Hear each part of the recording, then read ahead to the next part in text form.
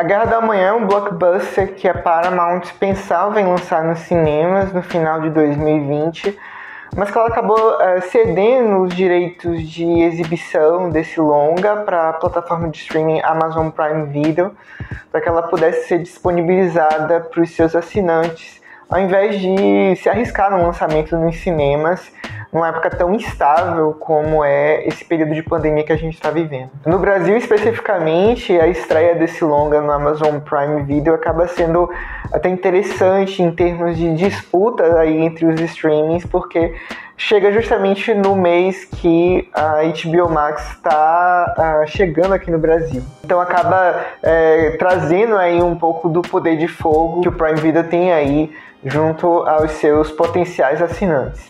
Nesse sci-fi, o Chris Pratt interpreta um professor de biologia que durante um tempo serviu ao exército americano, mas que ele se encontrou mesmo em sala de aula. Esse personagem é surpreendido com a convocação do exército americano, que pede para ele ir para o futuro, junto com outro grupo de personagens, lutar com a humanidade, né, para salvar a humanidade de uma raça de alienígenas super perigosa que está acabando com a população da Terra. A Guerra do Amanhã é aquele tipo de blockbuster que não se compromete com nenhum risco. Então ele é um filme de ação que mescla sci-fi, mas que condensa algumas questões ali num drama familiar, que envolve a relação do personagem do Chris Pratt com a filha dele. Tem algo muito interessante nesse filme, que são algumas discussões que ele traz. É um filme que é pró-ciência, né? Ele traz a ciência, as descobertas científicas, por exemplo, como o elemento que salva a humanidade, garante a preservação da humanidade diante dessa ameaça tão perigosa dessa raça alienígena. Além disso, apesar de ser um filme de ação e que convoca a violência em diversos momentos, é um filme que tem ali em dado ponto um discurso antimilitarista. Ele problematiza algumas questões do serviço militar, como por exemplo, os efeitos psicológicos que essa vivência na guerra, na perspectiva do soldado, né, que chega, que volta, que retorna do conflito cheio de traumas, cheio de questões mal resolvidas. É um longa de ação que, acima de tudo, visualmente consegue desenhar muito bem as suas cenas de ação. Me vem na cabeça logo aquela cena que os soldados americanos eles caem do céu, né, de uma Miami do futuro, pós-apocalíptica. E isso vem de um diretor que a gente não imaginava que fosse ser capaz de fazer esse tipo de sequência. O Chris McKay, que é o diretor desse filme, para quem não sabe, ele foi diretor de uma animação, o Lego Batman.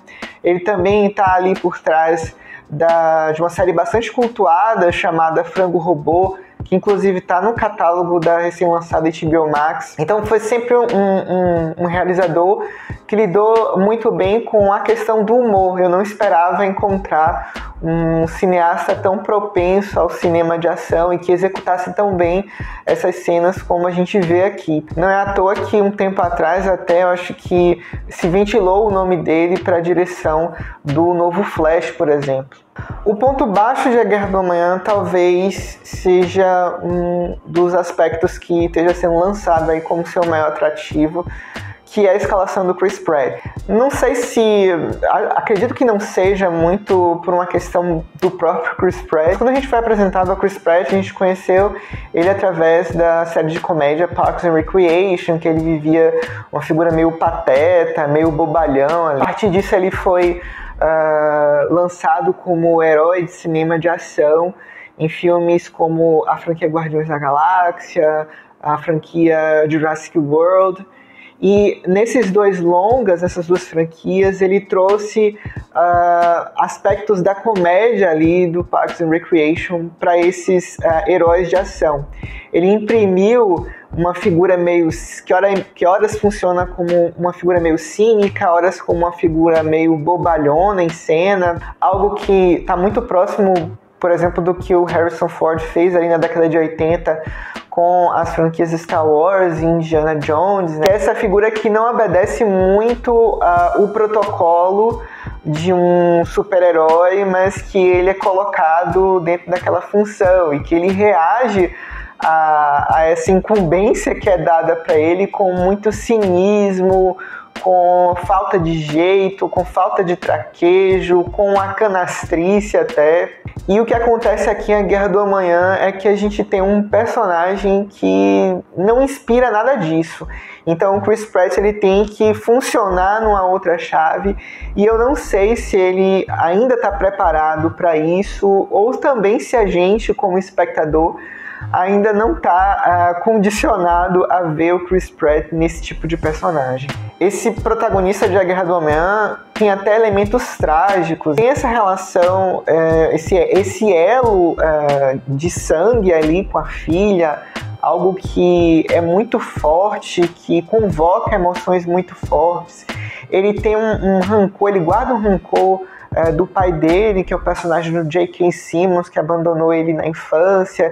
Ele tem uma frustração no âmbito profissional, porque apesar dele trabalhar com o que gosta, ele não sente que existe um retorno da sociedade para o trabalho que ele faz. Então é uma figura que lida com questões muito pesadas no âmbito dramático. Eu não sei se o Chris Pratt ele tem ainda bagagem suficiente para sustentar isso. Então ele, em diversos momentos ele não me convence muito como essa figura mais séria, né? Bem diferente daquilo que a gente via ele fazendo até então.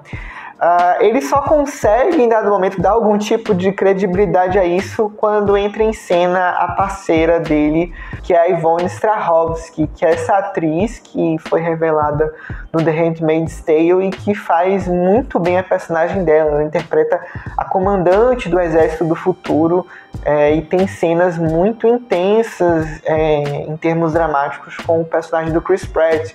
Então, em dado momento, ela até levanta um pouquinho ele, consiga alcançar ela em determinado ponto. Então, nesses momentos, ele acaba me convencendo, mas nas outras situações, ainda é um pouquinho fraco para esse tipo de personagem. A Guerra do Amanhã tá no catálogo do Amazon Prime Video. Vocês assistiram esse filme? Se vocês assistiram, vocês concordam com o que eu disse sobre ele? Diz aqui nos comentários. Também joga aqui nos comentários se vocês não viram, o que é que vocês esperam sobre esse longo, ou qualquer tipo de questão que vocês tenham. Não se esqueça de se inscrever no nosso canal, de ativar esse sininho que tem aqui embaixo, que vai notificar vocês toda vez que um novo vídeo for postado aqui, de dar like nos nossos vídeos. Tudo isso é muito importante para que nosso conteúdo seja sugerido para outros usuários do YouTube que eventualmente não conheçam o nosso trabalho. Compartilhe esse vídeo com quem vocês acham que pode se interessar por esse assunto. Não se esqueça de seguir a gente nas nossas redes sociais, @choverosapos, tanto no Instagram quanto no Facebook. E eu espero todo mundo no próximo vídeo da gente. Tchau!